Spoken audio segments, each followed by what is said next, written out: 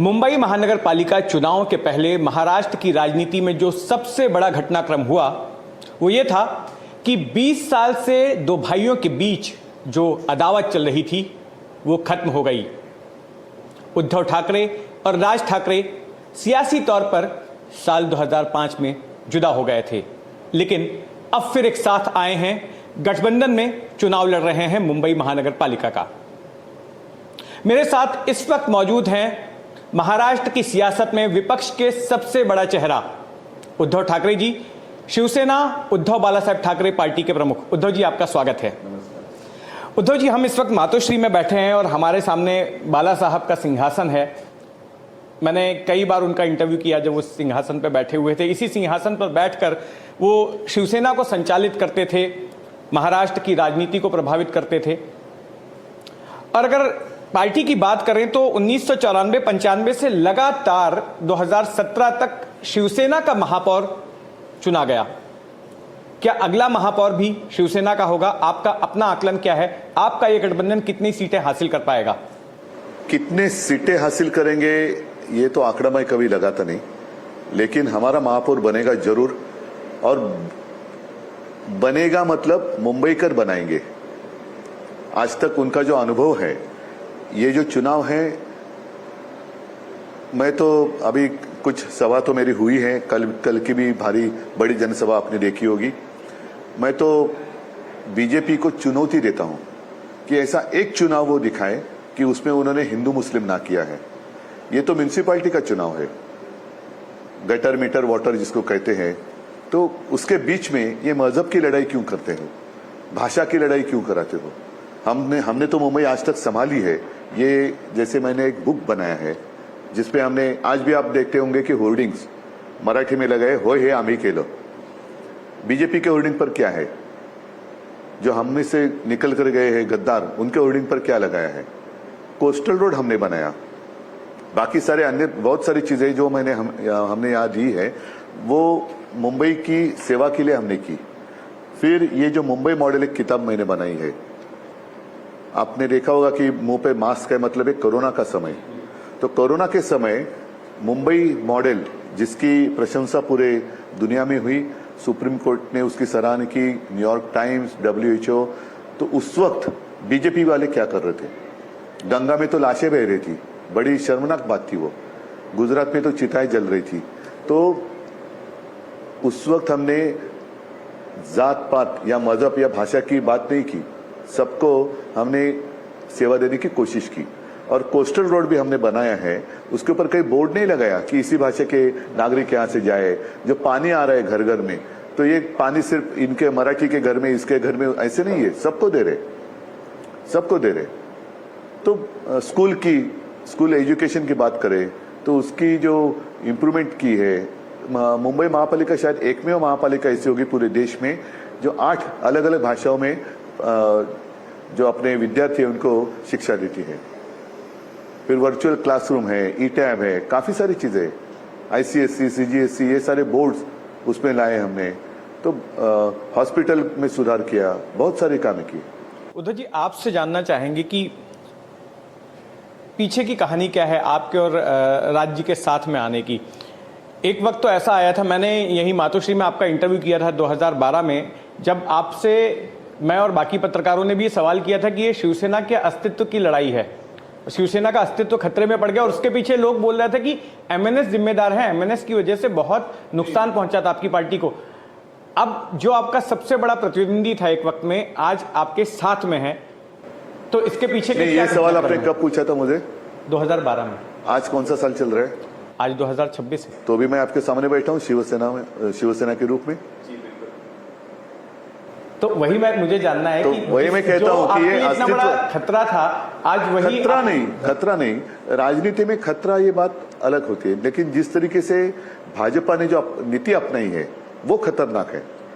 भाजपा क्या कर रही है कि पहले दोस्त को खत्म करो, और सिर्फ मतलब वो अकेली, इसलिए मैंने उनको अमीबा कहा था।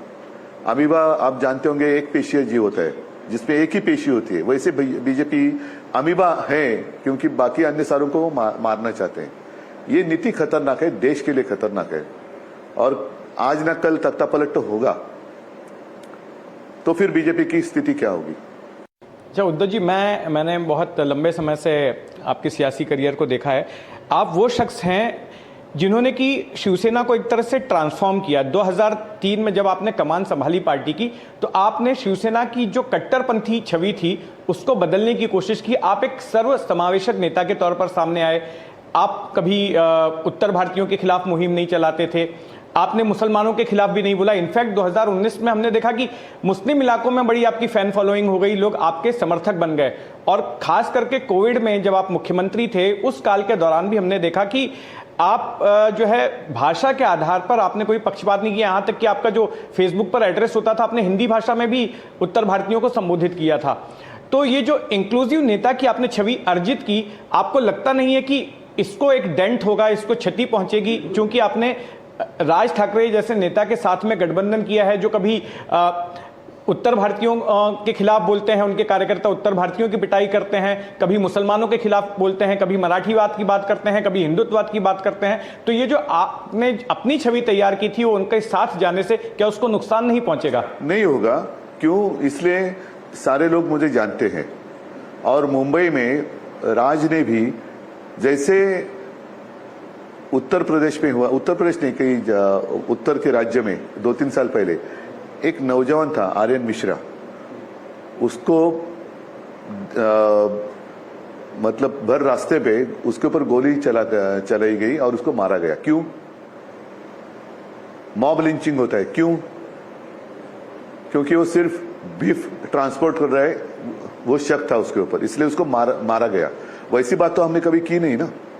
हमारा क्या कहना है, आज भी मैं आपके साथ हिंदी में बात कर रहा हूं, हमने कभी किसी भाषा का विरोध नहीं किया है। लेकिन जिस तरीके से बीजेपी, हम सारे लोग यहाँ जैसे दूध में शक्कर घुल मिलकर अच्छा एक क्या कहते हैं मिल्क शेक भी बना सकते हैं, तो उसमें नमक डाल रही है। शुरुआत किसने की? मुंबई का महापौर कौन होगा? पहले शुरुआत किसने की? क्या जरूरत थी? घाटकोपर की भाषा गुजराती होगी, हिंदी की सख्ती। अरे हम हमारे घर में रह रहे हैं, सारे लोग हमारे साथ अच्छी तरीके से रह रहे हैं, और जब भी कोई आपत्ति आती है तो हमारे शिवसैनिक कभी उसको जात पात मजहब पूछकर मदद नहीं करते। खून देने की बात होती है, रक्तदान, तो भी हम ये नहीं पूछते कि मेरा खून किसको जा रहा है। कोरोना की बात करें तो मैंने मेरा कर्तव्य निभाया। और उस वक्त मैंने कहा ना, कई बार कहा कि गंगा में जो लाशें बह रही थी वो क्या हिंदुओं की थी कि मुसलमानों की थी?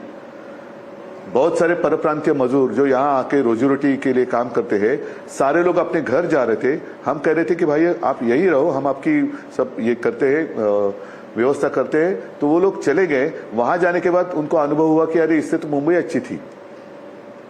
हम सिर्फ हमारा न्याय मांग रहे हैं। आज मराठी लोगों को घर नकारा जा रहा है। ऐसे एक व्यक्ति मराठी दिखाओ कि अन्य राज्यों में जाके गुंडागर्दी कर रही है। हम जो हमारे साथ घुलमिल कर रहे हैं उनके खिलाफ थे नहीं और रहेंगे भी नहीं। जो चुनाव लड़े तब भी मराठीवाद की बात कर रही थी, शिवसेना मराठीवाद के मुद्दे पर चुनाव लड़ रही थी। आज 55 सालों के बाद में भी 2026 में भी शिवसेना उसी मुद्दे पर चुनाव लड़ रही है। वो इसलिए लगातार, देखो अगर आप बात करें तो संयुक्त महाराष्ट्र की मुझे याद दिलानी होगी आपको। उस वक्त मुंबई के ऊपर गुजरात भी अपना अधिकार मान रहा था, और उस समय बहुत सारे मराठी, लाखों मराठी लोग सड़क पर उतर कर आए थे और बहुत बड़ा आंदोलन हुआ। 3-4 साल चला। 100 से भी ज्यादा 107 लोगों ने शहादत दी और उसके बाद मुंबई महाराष्ट्र को मिली। और इसीलिए आपने देखा होगा कि ये जो मुंबई मॉडल में बार बार दिखा रहा हूं, ये जो बाकी सारे जो काम हमने किए, कोस्टल रोड बनाया हमने, किसके लिए बनाया? हॉस्पिटल्स बनाए, एजुकेशन का स्टैंडर्ड ऑफ एजुकेशन हमने अच्छा किया। हर मतलब वहां हिंदू जाते हैं, मराठी जाते हैं। हिंदू मतलब अब देवेंद्र फडणवीस हिंदू और मराठी में भेद करने लगे। जब मैं कहता हूं कि मराठी महापौर बनेगा, वो कहते हिंदू बनेगा। इसका मतलब यही है, जो हमारी लड़ाई है इसी मानसिकता के साथ है। तो देवेंद्र फडणवीस मराठी मानुस। एक सवाल उद्धव जी, जो निर्विरोध जीत कर आए हैं, अनपोस्ट जीत कर आए हैं बहुत सारे महायुति के उम्मीदवार, जहां पर उन उम्मीदवारों के खिलाफ आपके गठबंधन की तरफ से या आपके सहयोगी पार्टियों की तरफ से कोई था ही नहीं, ऐसे लोग नहीं था, लेकिन उनको डरा धमका कर वापस लेने के लिए मजबूर किया गया। और अपने मुंबई में कुलाबा, वहां तो लड़ रहे लोग, वहां लड़ रहे, और वहां एक जो महिला है उन्होंने शिकायत की है कि राहुल नार्वेकर, उन्होंने डरा धमका कर उनको पीछे लेने के लिए मजबूर करने की कोशिश की। तो क्या ये डेमोक्रेसी है? तो जी अच्छा, एक सवाल बताइए, एक चर्चा सियासी गलियारों में हो रही है कि राज ठाकरे जी के साथ आपका जो गठबंधन है ये कितना टिकाऊ रहने वाला है? सियासी गठबंधन, परिवार के तो रिश्ते हैं ही, लेकिन क्योंकि मतलब क्या है सवाल इसलिए हमारा 25 साल से भाजपा के साथ गठबंधन था, तो उन्होंने तोड़ा था, वो हमने नहीं तोड़ा। जब हम दो भाई साथ में नहीं थे तो आप ही ने 2012 में सवाल पूछा था। आज हम इकट्ठा है, तो आगे की क्यों आपको चिंता हो रही है? क्योंकि सियासी गलियारों में ऐसी चर्चा है कि कहीं बीजेपी की ओर से एमएनएस को विपक्षी खेमे में बतौर ट्रोजन हॉर्स तो नहीं भेजा गया कि कल को चुनाव नतीजे आने के बाद उनको अगर संख्या बल में कमी नजर आती है तो अगर राज ठाकरे जी के पास ऐसे आंकड़े हैं तो साथ में लेकर वो अपना। तो बीजेपी में जितने सारे कांग्रेसी गए हैं, कांग्रेस युक्त भाजपा बनी है, क्या वो ट्रोजन हॉर्स नहीं हो सकते? कल जब अगर वो मोदी जी के सत्ता को कुछ हो जाएगा तो सारे के सारे बाल निकल जाएंगे, फिर बीजेपी वाले सारे रास्ते पे आएंगे। बीजेपी में असली लोग रहे कहां अब? असली तो है ही नहीं अभी, सब बाहर के लोग उन्होंने लिए, और जब उनका ऊपर का एक पोल हिल जाएगा तो पूरा उनका इमला जो बंगला है वो। उद्धव जी, सवाल तो बहुत सारे हैं, समय हमारे पास सीमित है। एक आखिरी सवाल आपसे पूछना चाहता हूं कि महायुति में तो गठबंधन हो गया, हालांकि उनका भी एक दल जो है घटक दल अलग चुनाव लड़ रहा है, अजीत पवार की पार्टी यहां पर, लेकिन महाविकास आघाड़ी में क्या हो गया कि बात नहीं बन पाई? आप अलग, शरद पवार जी की एनसीपी अलग, कांग्रेस अलग।